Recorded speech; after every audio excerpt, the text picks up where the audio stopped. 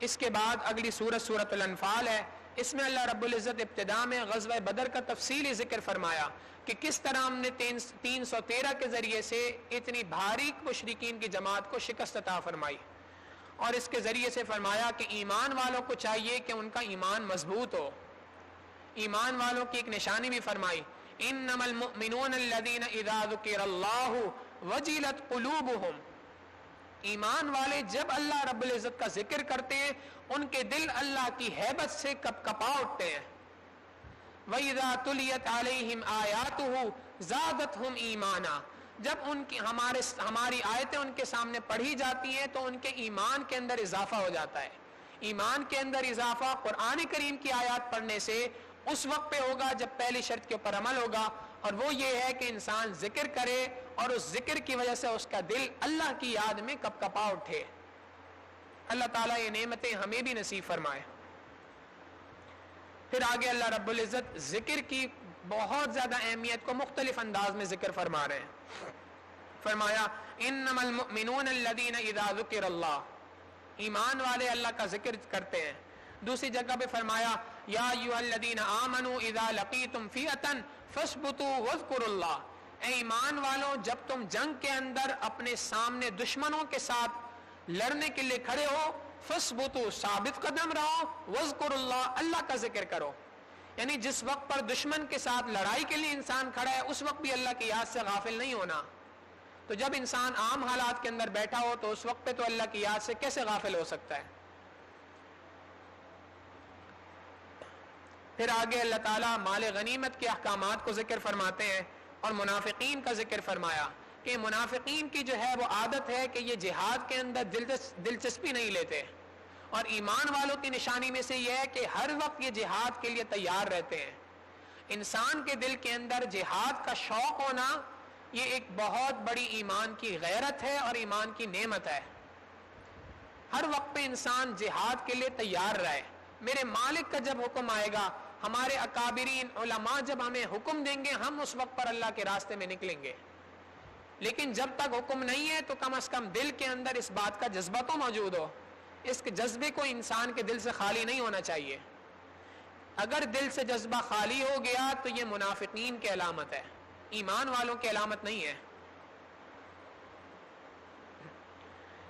سورہ توبہ کے اندر اللہ رب العزت مشرکین مکہ کے بارے میں فرماتے ہیں کہ اے ایمان والوں تم نے مشرکین مکہ سے جو معاہدے کیے ہیں، جو معاہدے مدت تک کے ہیں اس کی مدتیں پوری کر لو، اور جو معاہدے تم نے کیے تھے غیر معینہ مدت کے ان کو اب ختم کر دو. اس آیات کے نازل ہونے کے بعد نبی علیہ السلام نے معاہدے ختم فرمائے اور اس کے بعد فتح مکہ کا واقعہ پیش آیا. انشاءاللہ اس کا تفصیلی ذکر آگے آئے گا. پھر اس کے بعد اللہ رب العزت فرماتے ہیں ام حسبتم ان تترکوا ولما يعلم الله الذين جاهدوا منكم ولم يتخذوا من دون الله ولا رسوله ولا المؤمنين وليجا. ایمان والوں کی نشانی یہ ہے کہ ایمان والے دو کام نہیں کرتے. ایک کام یہ کہ اللہ کے سوا کسی اور پر ایمان نہیں لایا کرتے، اور دوسری بات کہ اللہ اور اس کے رسول اور دیگر ایمان والوں کے علاوہ کسی کو اپنا دوست نہیں بناتے. غیر مسلموں کے ساتھ دوستی اسلام نے کبھی پسند نہیں کی. انسان جب کسی غیر مسلم کے ساتھ، کسی بدعقیدہ قسم کے آدمی کے ساتھ دوستی کرتا ہے اس کا ایمان سلب ہو جاتا ہے. اس کے بے تحاشا واقعات ہیں. آگے اللہ رب العزت غزوہ حنین کا ذکر فرما رہے ہیں کہ غزوہ حنین کے اندر مسلمانوں کا 12,000 کا لشکر تھا. اتنا بڑا لشکر اچھی طرح سے مسلمانوں کا اچھی طرح سے اسلحے کے ساتھ لیس تھا، پوری تیاری کے ساتھ نکلا اور اس بات پہ تھا کہ ہم جا کے کفار کے اوپر چڑھائی کریں گے اور ان کو شکست دیں گے. یہ یہاں سے اس بات کو لے کر نکلے. اب جب 12,000 کا لشکر ان کے ساتھ تھا، اس سے پہلے جتنے غزوے ہوئے اس کسی میں 313 کی تعداد تھی، کسی کے اندر 1000 کی تعداد تھی، کسی میں 700 کی تعداد تھی. اب اچانک سے 12,000 کا لشکر اور وہ بھی اسلحے کے ساتھ لیس. تو مسلمانوں میں سے چند لوگوں نے بات کہی کہ آج تو ہم کافروں کو تہس نہس کر کے چھوڑیں گے. آج تو ہمیں کوئی طاقت ہمیں شکست دینے پر آمادہ نہیں کر سکتی. آج کوئی بھی ہمیں شکست نہیں دے سکتا. یہ بات دل میں آنی تھی. اللہ رب العزت کو یہ بات پسند نہیں آئی کہ تمہیں اگر شکست ہوئی ہے, اگر تمہیں فتح ہوئی ہے تو یہ فتح میری وجہ سے ہوئی ہے, تمہارا تو اس میں کوئی کمال نہیں تھا. اگر اب بھی تمہیں شکست فتح ہوگی تو وہ فتح بھی میری وجہ سے ہونی چاہیے. ایمان والوں کو اللہ رب العزت نے یہاں پر جھنجھوڑا. چنانچہ نبی علیہ السلام کے ساتھ یہ 12,000 کا لشکر جب میدان جنگ میں پہنچا, چاروں طرف سے کفار نے پرزور قسم کی لڑائی شروع کی اور ہر طرف سے مسلمانوں کے اوپر تیر پھینکنا شروع کیے. چاروں طرف جھاڑیاں تھیں, ان جھاڑیوں کے پیچھے چھپ کر انہوں نے تیر برسانا شروع کیے. مسلمانوں کے قدم ایک درم سے اکھڑ گئے اور وہ افراتفری کا شکار ہو گئے, ادھر ادھر بھاگنا شروع ہو گئے. نبی علیہ الصلوۃ والسلام کی ذات مبارکہ اس وقت پہ ایسی تھی جو ایک جگہ پہ کھڑے تھے. نبی علیہ الصلوۃ والسلام یہ شعر فرما رہے تھے, پڑھ رہے تھے, انا النبی لا کذب انا ابن عبد المطلب, میں نبی ہوں, میں کوئی جھوٹا نبی نہیں ہوں, میں تو سچا نبی ہوں اور میں تو عبد المطلب کا بیٹا ہوں. نبی علیہ الصلوۃ والسلام یہ شعر پڑھ رہے تھے اور حضرت عبداللہ ابن عباس رضی اللہ تعالیٰ عنہ سے فرمایا کہ ایمان والوں کو بلاؤ, دعوت دو. عبداللہ ابن عباس رضی اللہ تعالیٰ عنہ نے دعوت دی.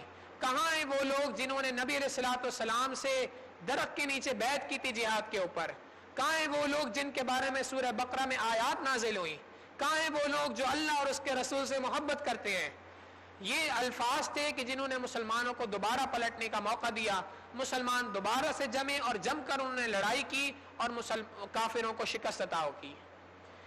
اس واقعے کے ذریعے سے اللہ رب العزت نے ایمان والوں کا ایمان کو مضبوط فرمایا کہ دیکھو اگر تم کہیں پر فتح حاصل کر رہے ہو تو یہ فتح میری وجہ سے ہے, تمہارا اس میں کوئی کمال نہیں ہے, تمہیں میرے اوپر ہر حال میں یقین رکھنا چاہیے. پھر آگے اللہ رب العزت غزوہ تبوک کا ذکر فرماتے ہیں.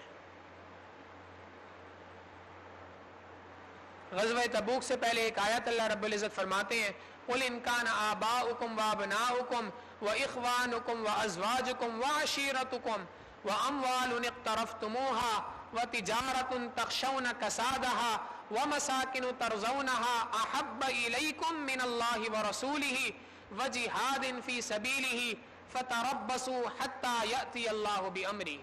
اے ایمان والو, اگر تمہیں تمہارے والدین, تمہاری اولاد, تمہاری کھیتی باڑی, تمہارا کام کاروبار, تمہاری دیگر چیزیں تمہیں اللہ اور اس کے رسول اور جہاد فی سبیل اللہ سے زیادہ محبوب ہیں تو انتظار کرو یہاں تک کہ اللہ کا عذاب تمہارے اوپر آ جائے.